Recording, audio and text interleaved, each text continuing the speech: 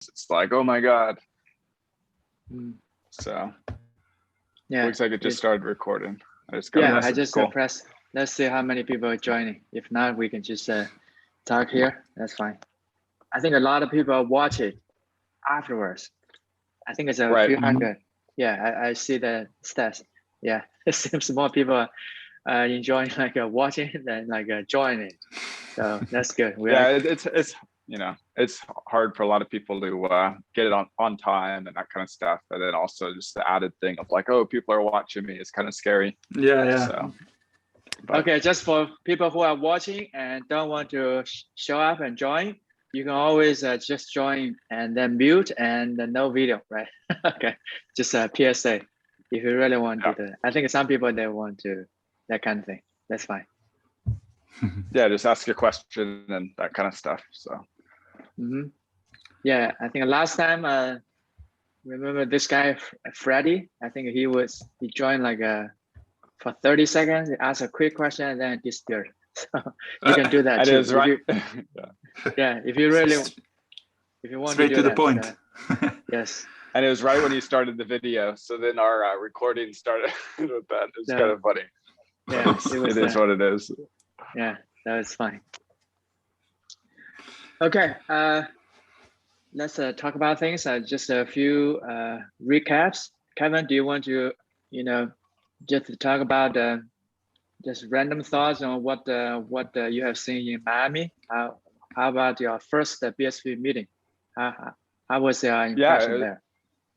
It was fun to see everybody in person and just sit there and hear all the different ideas that, sometimes I didn't listen to other industries, but there's a lot of like stuff that you can see that, oh, that works in this industry and it'd probably work really well in this, like some sort of form. But I think just having the ability to do like incentives, like the one that really stood out to me was the haste one where you had the leaderboard and then everybody would get paid. So how do I describe this easily? So like if you are the leader of a video game, then you get a fraction of all of the revenue from other people that play the game if they don't beat your score. And so, but that only works if it's micropayments, right? If you don't have micropayments, there's no way of making that work. And it really only works well if it's programmable money, which is what sCrypt enables. So that idea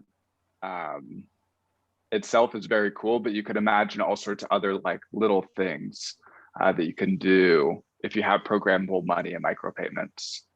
So that was the one that stood out to me, I think.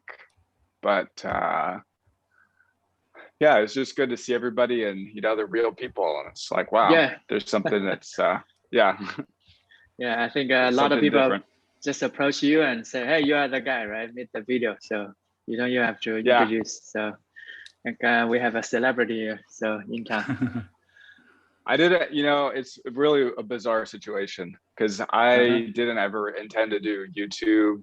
I did it. I used to have like tutorial videos and then I wanted like somebody to discover it. So I made a free YouTube video, but then I never really used YouTube until I got interested in Bitcoin and stuff. And then I just wanted people to talk about it too. But I never intended to have like a YouTube channel, and it kind of freaks me out. I don't even use social media that much. So it really kind of surprised me. And it's a weird thing. I actually like Googled a lot about it, and it's this thing called a parasocial relationship where people, the term parasocial means that like everybody knows about you, but you don't know about them, Okay. And it's like a really weird situation. Yeah, asymmetry of like information. So it's kind of bizarre, but it's just part of the environment that we're in with our technology. But before technology, that was never really possible. So it's kind of bizarre, but I'm getting used to it. Yeah, enjoy being a celebrity. Like you can imagine walking down the street of Miami. I really do not want to be a celebrity, but we'll see. Okay. I don't consider myself that, but we'll see. I don't know. Whatever. Yeah, I think a haste idea, yeah, it's very cool. And you talk about micropayment, also the scoreboard. I think they're talking about, if I remember correctly, they're talking about instead of like a building in-house game, they're trying to integrate this into some big, already popular games. Imagine that would be huge, right? Because it's very hard to like a bootstrap another new game and then onboard people. It's probably much easier if something is already goes viral. You can just go there and plug in this.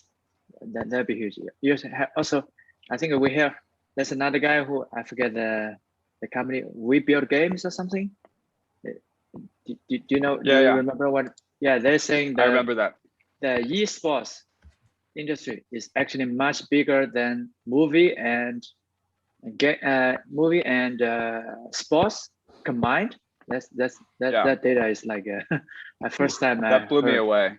Yeah, they put up like a I have the picture of it, but they put up a slide of like, you know, the biggest streamer, and they had like two big musicians. I think it was like Taylor Swift and Drake, and then those combined equaled this one streamer who was like a video game streamer. It was like it was crazy numbers, and then it was like bigger than like the main like NFL or something combined. I was NBA like, whoa, finals, but it NBA makes finals, yes, yeah. But it makes sense because people grow up playing video games and then they are just curious, and you know, not too many people are out there playing you know, catch or whatever, like where you throw the ball and play catch. They're all playing video games. So it kind of makes sense that the next generation would be interested in esports. But it never really hit me the size of that. Yeah, that's crazy. Until I saw that slide. Yeah. I'm trying to find the picture. And I guess it will also grow because all, you know, the kids the kids play more games than adults, and they will grow up. Oh yeah, that's huge. Yeah. So that's just the numbers, and there's others. I didn't take pictures. It was a good presentation. Yeah. So sorry to interrupt. That's fine.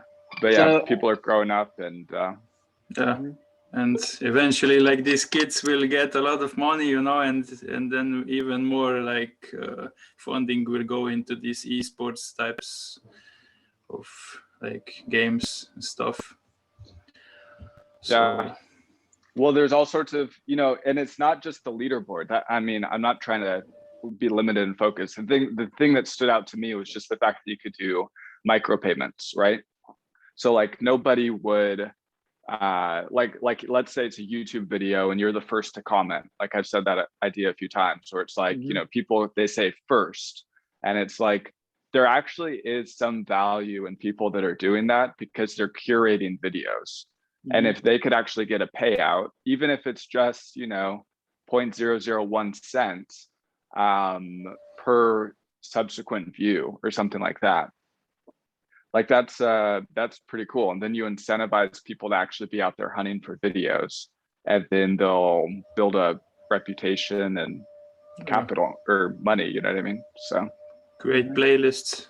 Like playlists are like cool. Like for example, Spotify, like people actually like assemble really good playlists, like for a specific like genre, like a niche genre or something like that, and it's pretty like handy, because otherwise, you know, in like when you listen to like, I mean, even in YouTube you can find like these playlists, but usually it's like you create like all these playlists and slowly add like one song, another song. But on Spotify it's like I can already find like a lot of like curated lists of stuff. It's mostly user generated, or is it like a I think they have like on official Spotify playlists. Yeah, and you also have like user curated stuff. So, but like users don't get paid to do that, so that would be cool to see that. Right? Exactly. And what we have to do is, if you want there to be quality content, you have to incentivize quality content. And so I think there's a quote I was watching. It was in the Craig Wright's video. It's called "Bitcoin is not a cryptocurrency," but the interviewer was asking him about patents, and you know, I hadn't really thought about patents because I just wasn't interested. But now as I'm older, I got more interested. And actually what he said in that interview made a lot of sense, which is that if you want people to invent new things, you have to incentivize them to invent new things, right? If you're the one that creates everything new, it's like you're on a hippie commune and you're the one doing all the work, but you don't get any rewards. Why would you continue working? You just wouldn't.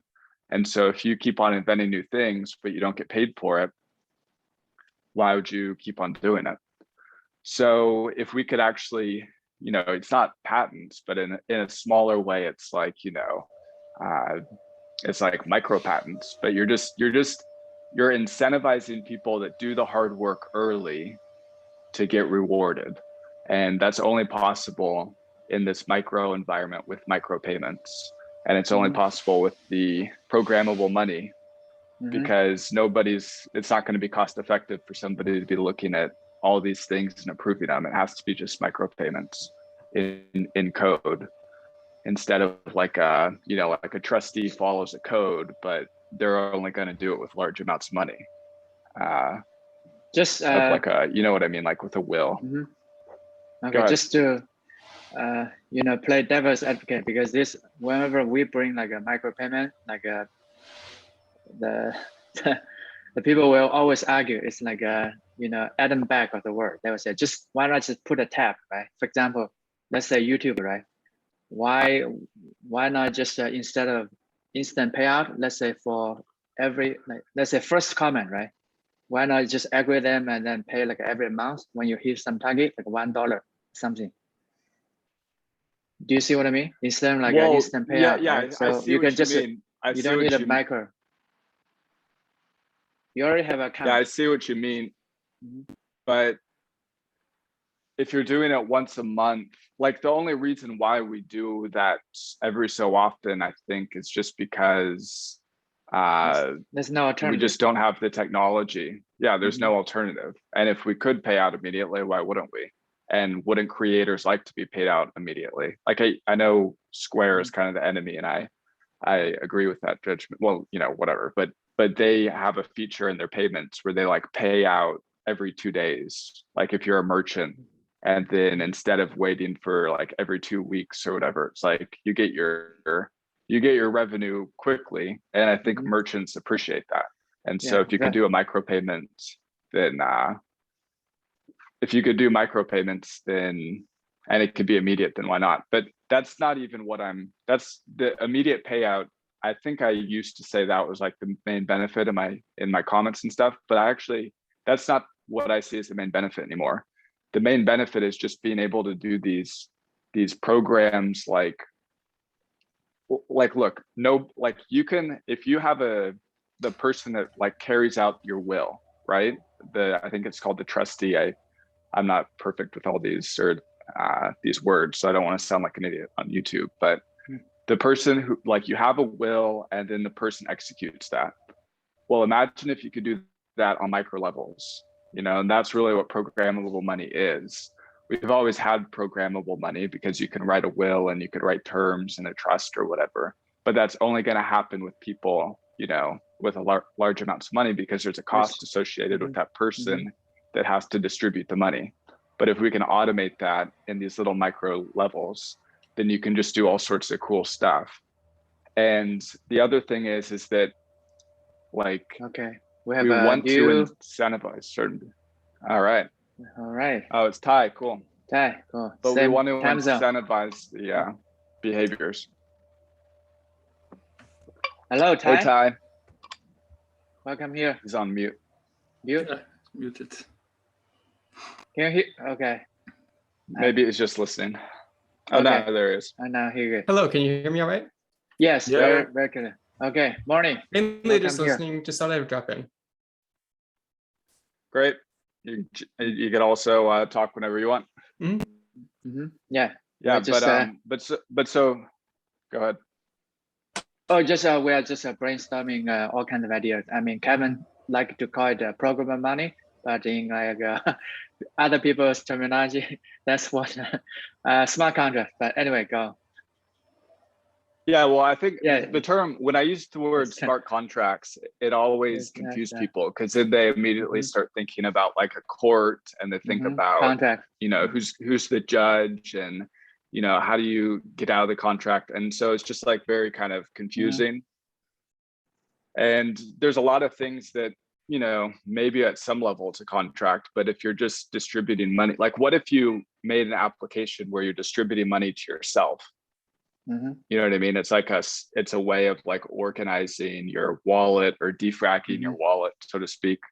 Like, is that really a contract? But you're writing it in sCrypt. So is it a smart contract, or is it a program for money? I think to me, a lot of times it's just a program of money. It doesn't have to be a contract. Like the real thing you just talk about, you can be thinking about a contract, but a lot of other, like let's say you play some games, right? On chain, that's not usually that's not regarded as a contract. But anyway, I think it's just like a term that's being, you can argue is fortunately or unfortunately that has been widely used. So we kind of like all other language is you kind of have to follow the herd. So yep. I mean, you don't have to if it's a clarifying thing, but yeah, I think for the most part it's good to translate it. Give like a disclaimer. Yes. Some people call these things smart contracts, but yeah. From a legal sense, it may be sort of depending on how many people are involved in the circumstances surrounding it. I actually posted a question in the MetaNet Slack. I'm not sure who has access to that, but posing a question mainly to Craig, but if to see who would answer, and I said, is every locking script a unilateral contract that poses basically, here are the constraints, and anybody who can unlock this is entitled to the number of satoshis that are in that locking script? And he said no, it actually depends on the context. And so from a legal standpoint, I mean, yes, I think a disclaimer would be valuable because of that. In the sense of needing to needing to clarify that depending on what you're using this for, it may or may not be a legal contract, and that the definition of smart contract kind of takes that into consideration.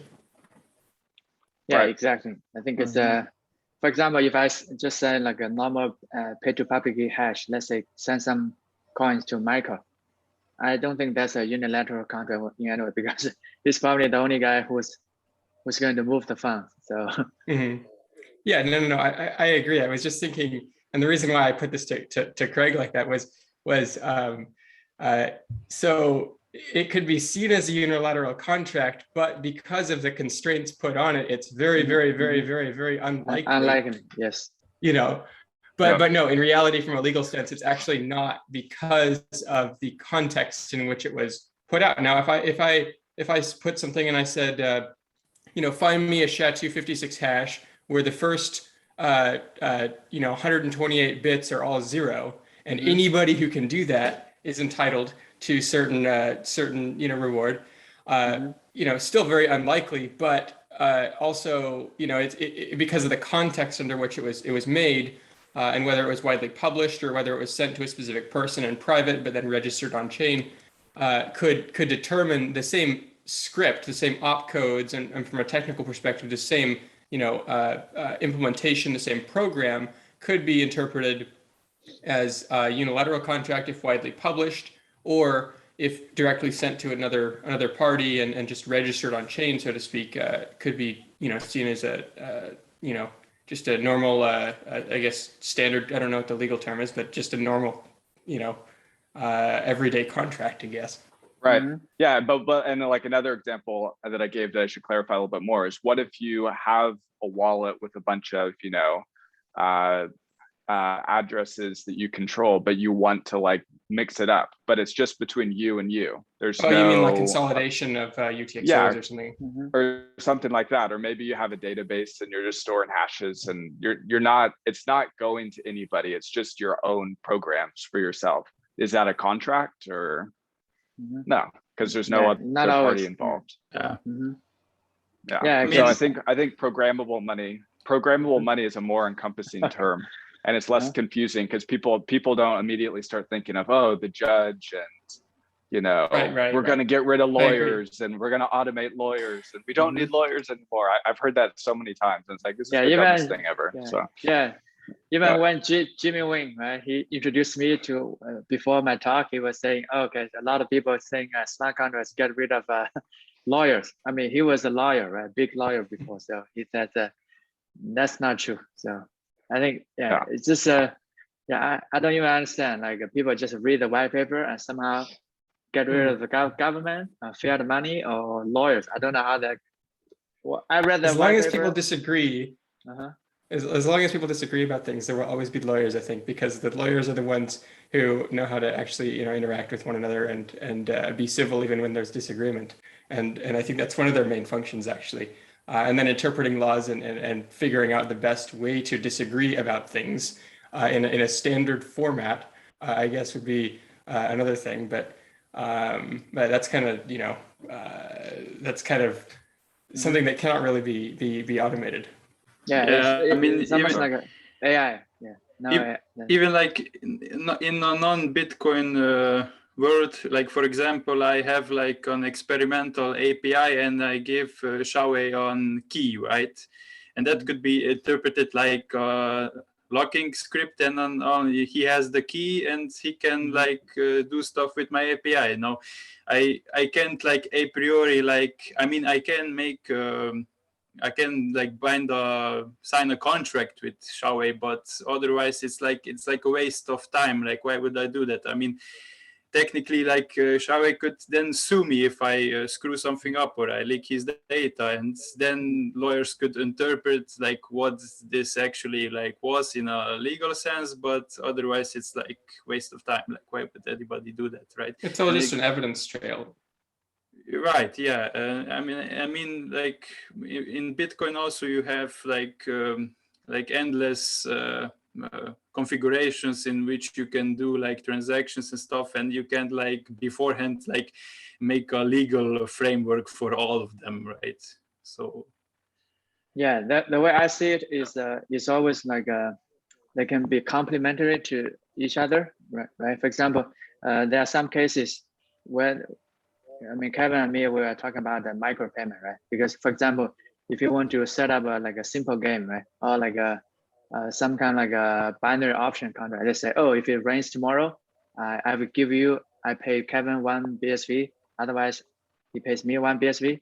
But if it's 1 BSV, I'm not sure we can even find a lawyer if there's some like a arbitration going on, right? Because you may not pay me and I may not pay you. But if you do like a contract, right? So think about the way I think about the smart contract. A lot of ways is the Bitcoin miners collectively, they act as like a judge or even lawyer, right? It's an intermediary, but the good thing is it's very cheap. The cost is very low and it's very efficient. You can settle very quick, and also you cannot. It's almost impossible to cheat, right? Because the miners, whoever have this contract, is just going to enforce it no matter what, and everybody checks each other. So it's a highly reliable and cost-effective intermediary. That's how I think about it, especially when you play kind of like monetary games or reward. You can say, oh, let's say this is a binary contract, or you can play some games on top. Because if you play some games on some new websites, you don't know what's going on underneath, right? You don't know. But if you put it on chain, that's a benefit I could see. That's always how I think about it. It's just a much cheaper, think about more efficient. Yeah, you may not completely get rid of the lawyers or intermediary, but in certain cases, it's like a micropayment, right? Cash. Anyway, you're saying? And that's also, well, I just changed what I was gonna say, but also like with the white paper, like I was reading it, like how did this idea of we're getting rid of banks come about? And if you read it in the first first page, I think it's talking about how we don't need financial intermediary. I guess. Yeah, but it was something about the cost is too high to have these. Cost. I don't know if you use the word bank or whatever, intermediating between these things. So in terms of payments on the web, it does replace banks, I guess, who are doing the online payments right now, but it doesn't replace banks for home loans. It doesn't replace banks for anything bigger than like, you know, I'm sure people will still want to use credit cards for things above $10 because they get the chargeback feature where they can call up and say that wasn't me. You know what I mean? Fraud protection. So it replaces, you know, the card companies, I guess, for things less than $10 and maybe more eventually. It'll replace everything. But and right now it's just replacing things less than, you know, let's say $5 or $10. Because if you're doing the cards, it's going to be 2% plus 10 cents is the fee you have to pay to the merchant. And if you're doing a $1 payment, that's like 30% of your money, right? Or let's say 12%, 2%, so 2 cents. So yeah, so you're paying 12 cents to the card companies just to do your $1 transaction. And then if you bring that even lower, then the margins just get bigger and bigger and you can't do anything less than 10 cents. So you can't do micropayments. So that was, and so I think because the white paper started off focusing on we're replacing, or it's too expensive to use banks, somehow that for micropayments, okay? It's too expensive to use banks for micropayments. All that has to go together. But, you know, it doesn't replace banks. Yeah. It So just people replaces it taken for out of micropayments. context. They read that sentence Yeah, and then go, we don't need banks. So I'm not good at logic, but I never like follow it. Okay, so I think there's some thoughts missing for me. Maybe I'm just not getting. You guys have probably heard this big news in El Salvador. They just make to become the first nation to accept the BTC as a fiat there, legal tender. You heard about I saw that. We'll see how that goes, especially when you have to pay whatever the fee is on BTC now. It's like ridiculous. Like, why would you want to do that? It's more expensive than credit cards and more expensive than anything else now. Lightning. Yeah, Lightning. Because when you're on Twitter, you always see these people, oh, I paid McDonald's, I bought a pizza there. It's actually real. And then there's somebody, he just, some video, YouTube guy, he just went there and he wants to see it for real, right? He wants, the episode is called Surviving in El Salvador using crypto only for 72 hours. And then he went to the Bitcoin, so-called Bitcoin beach. And then there's nowhere he can buy real stuff. Unless the only place he can buy things with his BTC is in his hotel, because he's buying like a massage for $70. Then he has to pay $3, I think $2.5 for the fee. So imagine in El Salvador, the latest data I heard is a lot of people spend the whole day, the income is about $2 or $3. Imagine you go to a street vendor, you want to buy some pizza from him. He only earns $2 or $3. And now you are talking about each payment, the fee is like $3. I know it's less efficient than the payment system we have already. So it's like, why even bother? But if you can do micropayments, if you could do transaction fees for less than 1/100,000th of a penny, which I think was something Craig said once, or let's just say 1/1000th of a penny or whatever, then that's actually revolutionary. And then before we talked about El Salvador and the white paper on banks, we were talking about all the programmable stuff and how it makes it cheaper. So you're not going to use a lawyer to divvy up the money or whatever, but you could actually create these programs. So I wanted to add to that, which is like, you know, if you look at the stock market and the whole idea of shares, like this was like an invention. Like it was like a revolutionary invention. Yeah, I think the Dutch, right? The Dutch East East India Company, yeah. And it enabled all sorts of things, but you know that requires lawyers, if you want to call it that, or whoever it is. Overhead. Yeah, overhead, exactly, and managing the shares and that kind of stuff. But if you could put that in a program, then you can actually use that invention of share-based ownership in all sorts of different things. So you can use it for a YouTube video, like who's getting, or let's call it streamanity video, because there's actually revenue in that, but who's actually getting payments. And so are the first 10 people that comment, are they going to get, you know, a fraction or whatever. Like you can write programs for all this stuff, and so you can actually have shares of a YouTube video and that stuff. So it's we get to use these things that would be too expensive otherwise, and then have it be like a mass thing that can be used on just micropayment levels. Right. It reduces the friction of the economy, such that economies of scale emerge in much smaller scale. I don't know if this makes sense or not, but the economies of scale happen on smaller scales, meaning we can do economies of scale that incentivize things like they would, we think in the very, very large sense of how they do now, like with an Amazon warehouse, but with something as small, if you want to call it small, as like a YouTube video, where now we have this economy of because the volume of transactions and things that are going through, because the reduction in economic friction enables those sorts of things. Craig was talking about 1 Satoshi per transaction as a fee, most recently on Slack. And I was thinking we could actually go further than that using sCrypt. And this is an idea that I had. We could use the state propagation where you enforce state on something, right? And so suppose you have a UTXO and you have 100 Satoshis in it. You forward it to the next person, right? And every 10 times it gets forwarded to the next person, it enforces that 1 Satoshi gets paid out to the miner. So now you've actually made it so that it's 1/10 of a Satoshi on average per transaction. And that's something that I just thought of, and I was like, well, I should share it. But yeah, that's what this meetup is mostly for, best for. Okay. Yeah, go, I mean, and you can forward those things, and then enforce like, okay, now we have 1/10 of a Satoshi per transaction.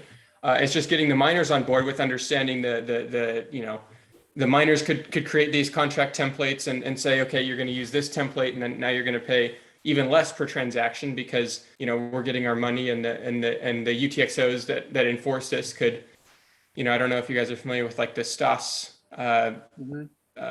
tokens or whatever, but they can sort of find each other and merge, so you can use them like normal UTXOs. It's just they know, okay, well this one has been propagated, so every 10th transaction or whatever, we kind of spit out 1 Satoshi, and that goes to the miner. And so that would be an interesting contract to build. But yeah, going back to kind of what you're saying, it just different ways we can think of to be really innovative about reducing friction and kind of making the economies of scale operate on smaller scale, so that we can do it in ways that are going to be meaningful to more people. Right now, economies of scale benefit people, I would say, who are able to invest significant capital in large, like I was saying, Amazon warehouses and whatnot. But creators, all those sorts of people could benefit when the coefficient of friction in the economy is low enough, which is what's happening here. Then it kind of enables all these things, and it's crazy what people are going to build with it. Yeah, like another thing too is, as with YouTube, like I don't know exactly what I'm going to video I'm going to do next, but if people could create some sort of like a little entity, and then people buy shares in it or they fund it or whatever, and then it incentivizes me to do that video next instead of a different one. You see what I mean? Okay. I like that. Okay, that's some hopefully give you more incentive to get started on your next big video. So yeah, if you're issuing NFTs, or I'm going to buy some or whatever shares. Well, yeah, this is the stuff that I want, because right now there's actually a negative incentive for me to do videos, because I know when I do it, I'm going to either get like at the worst, I'll be like DDoSed with a bunch of like fake comments. But even if it's just a good scenario, I'll still be completely overwhelmed with with incoming comments, and I won't have a life for a month or two. I guess I should just ignore the comments, but I don't like to do that, because I feel like then I get separated from reality. But I guess you could read the comments. But sometimes people will say something that's totally dumb, and you could just correct it right away. Whereas if you don't correct it right away, then it grows into this big kind of monster. I've seen that many times. Yeah. So I like to catch the monster when it's a baby, like actually replying and commenting. Yeah, you can only do so much. I think that's That's a saying on the internet. If you really want to know what hell it looks like, go to a YouTube comment section. So that's the closest you can get. So YouTube is even like, okay, like Twitter is the real shithole. Oh, okay. Twitter is Different level. Jesus Christ. Like I seriously, like I sometimes, like I didn't used to, like it's really addictive actually, even though it makes you feel like shit. I sometimes wake up and I have I open a Twitter tab. Okay, what's going on, and I in 1 hour in I almost want to kill myself. Yeah, it's like Jesus Same Christ. thing. That's why there's don't use it before you start your day. Maybe in the middle of something, you're like waiting for a coffee or something. It's always like Facebook, same thing. I don't remember why. Yeah, Kevin has been like being ahead of the time.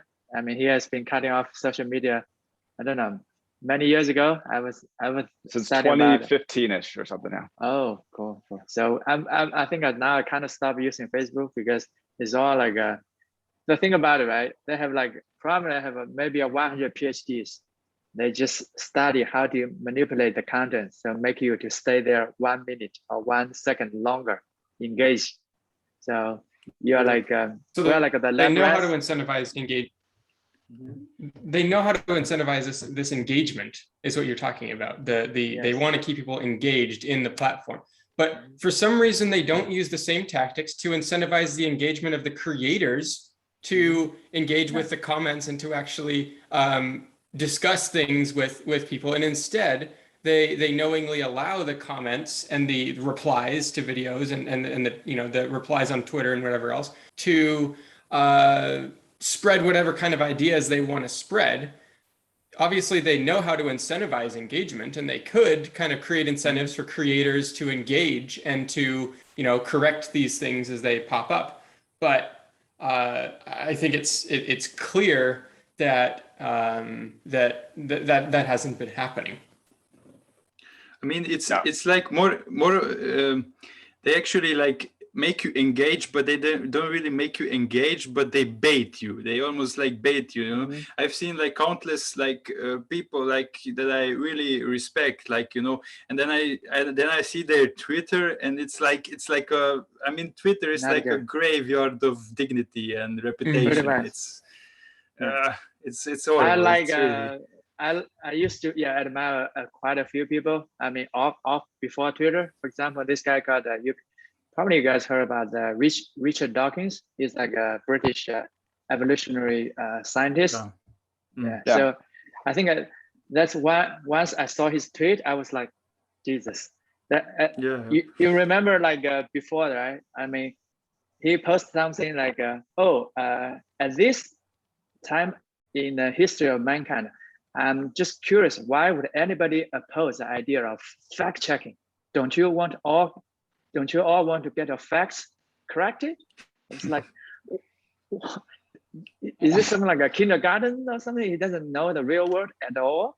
Fact checking, who decides fact, right? So it's like, I just don't get it. I think why would people oppose fact checking? Because maybe fact checking is always on his side. So that's one of the dumbest things that I've ever seen. It's like they leverage.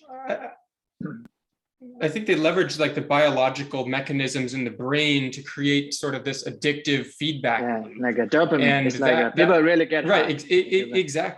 Exactly. And so the way I've looked at this, and I in my personal experience, I've seen some certain things, and the way I look at this is the same way I look at I see somebody and they seem like they've done well for themselves, and they're living a healthy and productive life, but then they get into something like drugs, right?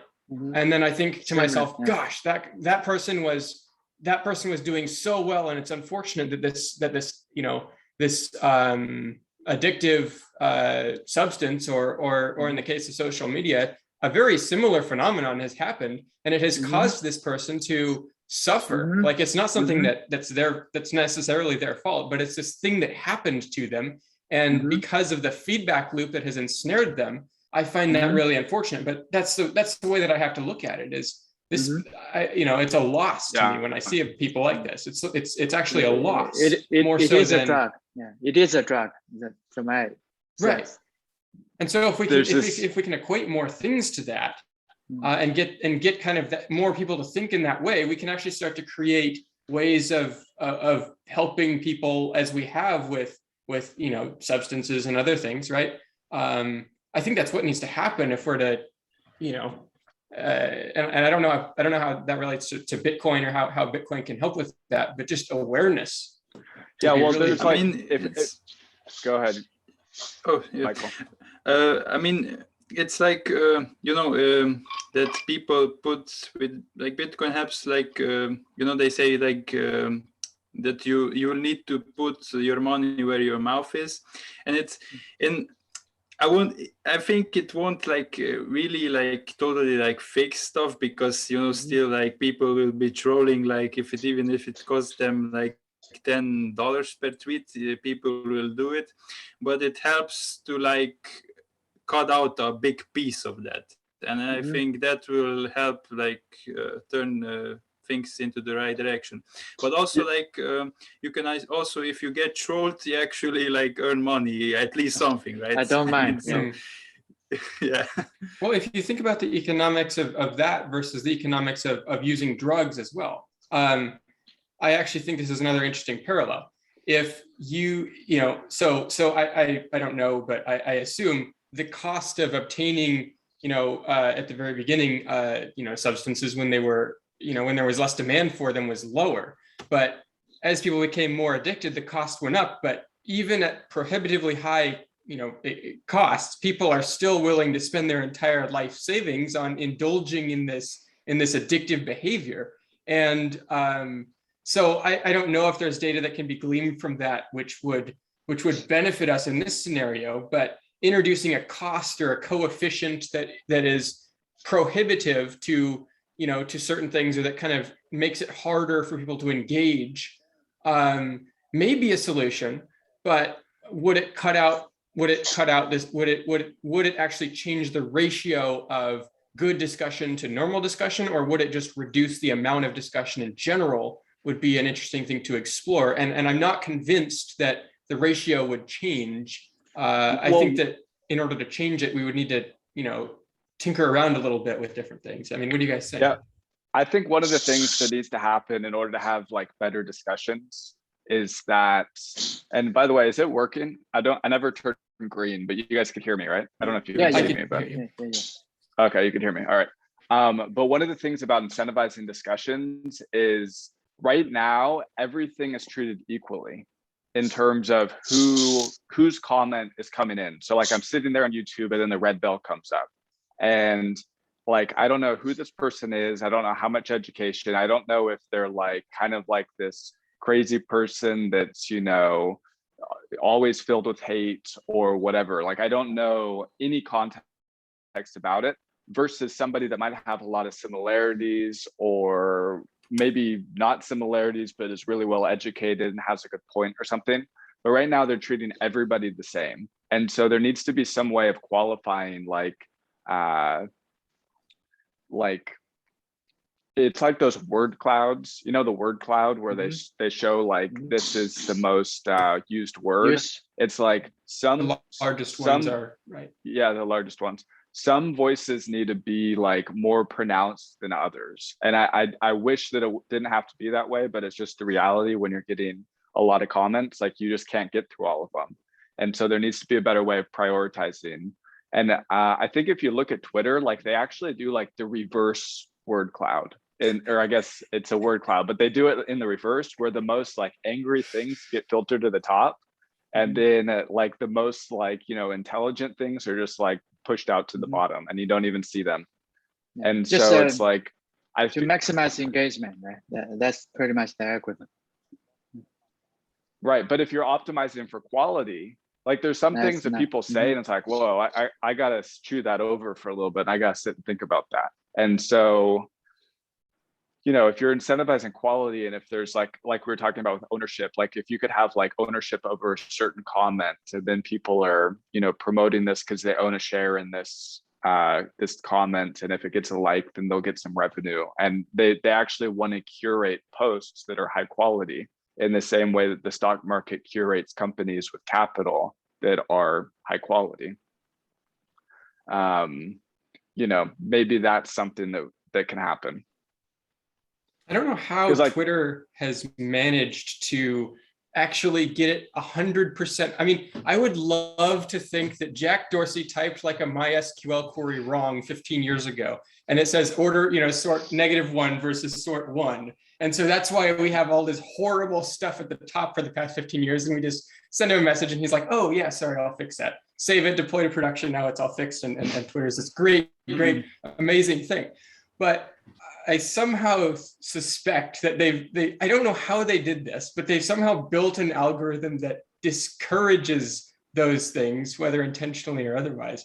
And so that's a very good analogy. This reverse word cloud. One example of a discussion that should have happened in a certain way, and I think really didn't, was there was some environmental activism about there's a river far a little bit east of where I am in my state, and people were talking about, okay, do we dam this river? Do we let it kind of keep going and have this messy swamp and all this stuff? So all of these environmental activists from everywhere around the whole, I would say far like in the very large cities that have nothing to do, that don't live within 100 miles of any of this stuff, were coming in on social media and just making their views heard about everything. And I would say a lot of the local people and the local voices around the issue got drowned out because we didn't have a way of knowing who's actually living here, who's actually going to be affected by this, right? Who actually owns a farm or a piece of land, or even just lives in the affected area. Those people should have the biggest voice in that. And so having systems that kind of verify, I guess, identity in a way, and then certify certain attributes of things would potentially help in bringing the right voices to the top, and then maybe exposing some controls for authors or content creators that allow for people to say, like, okay, well, the most relevant voices in this discussion are going to be people who live in a certain area or people who are qualified in a certain field, and then have little sliders like, okay, well, how much weight should we give to people who have a master's degree in physics versus and then it kind of also affects the related, so if you're kind of related to that, maybe you have a master's degree in something close to that, it would automatically kind of select for those things and the things that are close to that. Algorithms could be built that do that, and based on the kind of context or the discussion at play, right? Those could be managed by and exposed to content creators and authors. That would be an interesting way of doing things. And I think Bitcoin, especially the transparency aspects, could be used to create sort of ways of certifying things, kind of like using an on-chain certificate protocol, some of the other stuff I'm working on. But that sort of thing, I think could help us closer towards a solution. Just, giving certain voices more priority, because people have this idea of equality and every voice has, whatever. But at the end of the day, I don't think that's the best way of going about it, because you're going to have an equally bad discussion every time. Yeah, it's like the difference between a mob rule, like a pure democracy, and a republic. Like demagoguery, right? Yeah, yeah, exactly. So that's what it's happening right now. It's just a pure democracy, and it's even worse than that because people can actually vote more than once of bots and stuff, and so they could just drown out everything. Right. So. People are afraid of aristocratic, prominence. People are afraid of the aristocracy and the kind of the voices that are there because they've been there for a while. The kind of old wisdom, if you will, like the difference between the upper chamber of government and the lower chamber, right? People are afraid of giving prominence to those voices, and I think that leads to a lot of problems. And we have a lot of people who have been saying for a long time, and potentially rightly at the beginning, like we should have more equality, maybe back in the 1960s in the United States as one example. But if we keep going down that path, there's a balance, and people have gotten so used to this path of just continually sort of chipping away at that at the prominence of the sort of aristocratic voice that it has become not as sort of I think that's a source of some of these sort of issues. Yeah, it's always a balance. It's always a balance. I think we've swung a little bit too far to the just pure, left hype mob. Yeah. Well, the way I don't even know if this is like a true thing, but it's just kind of my mental model of how it works. And I've always kind of I try and see the best in everybody, so I try not to pick sides. But you have the democracy, and like in a democracy, it's like ruled by people, and then in a republic, you actually have some order to who has more voting power, right? And so when we say a Democrat versus a Republican, I always think of it in terms of the left is leaning more towards giving power to the people. You know what I mean? Like just it's more. They'll probably admit that, like, yes. Yeah, and then the Republican is more about conserving the republic, structure, order, that kind of thing. And so I don't even know if that's why it's named that way, or I don't know how the names came about, but that's always how I think of it. And what we've done is we've gone way towards just giving a voice to everybody, which people don't realize actually like can totally destabilize everything. And but it's a balance, because you can go too far on the Republican side too. You certainly can. But yeah, so it is a balance, because like, let's say that on the Republican side, let's say that we're only giving a voice to people that have a PhD in physics or whatever. But right. What if somebody has a new PhD idea, or like a new physics idea that goes against the grain? You know what I mean? And it doesn't fit into the molds that have been taught in schools, but it works. You know what I mean? And so there's this balance of let's give everybody let's give everybody universal basic income so their creativity can be expressed or whatever. But there's a balance with that, and it's like, well, now you're just there's no incentives, and you can't really just have free money, because then you just dilute the money supply and the whole thing. So yeah, the last job report. The last job report. That's like I forget, 700,000 openings, and only like 20,000 people applied or something. Yeah, it's huge. Like if you just give people free money, and why would they even work? You're paying them not to participate, and that's the problem. Yeah. I mean, the issue, I think. I'm sorry. Go ahead. Yeah, you go ahead. That's fine. Oh, I was just thinking that I mean, this concept of sort of self-government allows us to turn the knob, if you will, almost. We can sort of increase or decrease over time, and history has shown this a little bit. We can kind of oscillate back and forth between having, moving towards the republic versus the democracy, I guess that's the right word, the republic versus the democracy, where we can kind of almost, not necessarily at will, but on very large timescales, and as a society, we can kind of change. We can notice that we're going too far in one direction and kind of pull back and switch a little bit. For sure. And I think right now those tools have been manifested in the physical world, in the tangible world, through the ideas of self-government. But we need to be able to manifest and to kind of have those same levers available in the digital world, and those levers have not yet been created. I wouldn't say we haven't found a way to define those, but I think that Bitcoin can allow us to start to play around with those sorts of things, and really that's how we can learn how to get to a point where we can start to kind of move, turn the dial towards the Republican or the Democratic side in the digital world, in terms of controlling the level of equality given to certain voices at certain times in certain discussions, right? And that's where I think the value comes in.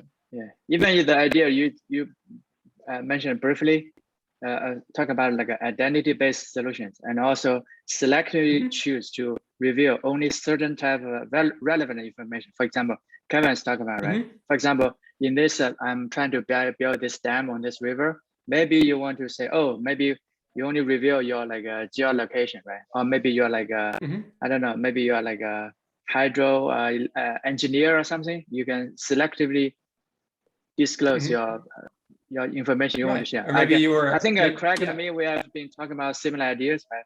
Building the identity and just choose whatever information you want to share. Maybe you have a master in, I don't know, mechanical engineering or like civil engineering, right? You can select instead of now everything is pretty much held by Twitter or Facebook, and then you don't have control. I think again, Bitcoin is always like a tool for me. It's provide a tool that maybe we can leverage to solve all this problem, but I don't want to go to the BTC route. So whenever it's almost like a meme, whenever you have some problem, you just say Bitcoin fix this. Right? It's like, oh, you have inflation, Bitcoin fix this. You always throw the thing. It probably doesn't work that way. You have to be built.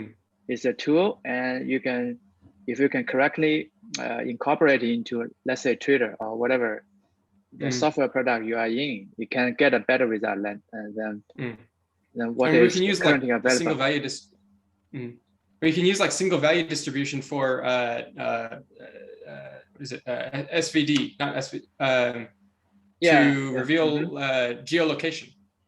So like you can say my location is somewhere within this bound, and it's certified by somebody. Yeah, West Coast. Right. You can define like a radius, and then the most likely place is in the center of the radius where your actual location is, but it could be at any place. Same like how you did the article with the image, where it reveals selective or kind of in certain resolution. The location can reveal in the same way, and that can be certified. And another thing too is you could also, instead of thinking it has to be a PhD, you could actually think in terms of smaller scale, where has this person even read this, let's say, Wikipedia page, or maybe a better page or whatever, but have they read this, and did they pass a quiz that showed they comprehended it? Now, they don't have to agree necessarily with that viewpoint, but did they actually read it? You know what I mean? And comprehend it. That could be like a qualification for certain things too. Okay. I mean, imagine if presidential candidates. I'm sorry, go ahead. I think we are hitting the running out of time. Mark, and I think I have another thing I have to go. But if you want to keep chatting here, that's fine. Feel free to stay here. No, that's okay. I think I have to go in 1 minute to some other Zoom meeting. So feel free to keep going. I think I would love to continue with you guys, but I will go, and you guys can keep talking if you want. Did you start you started it though, so I think when you leave, it might leave. So I think we'll just continue it next week, and we can continue on Slack and stuff like that. Sounds good. It's fun. All right. It's a good discussion. Oh, it's good. Good. Yes. Okay. You as well. Okay. Ty, Michael, and Kevin. See you next time. Okay. Bye. All right. See ya. Okay. Bye. See you. Bye.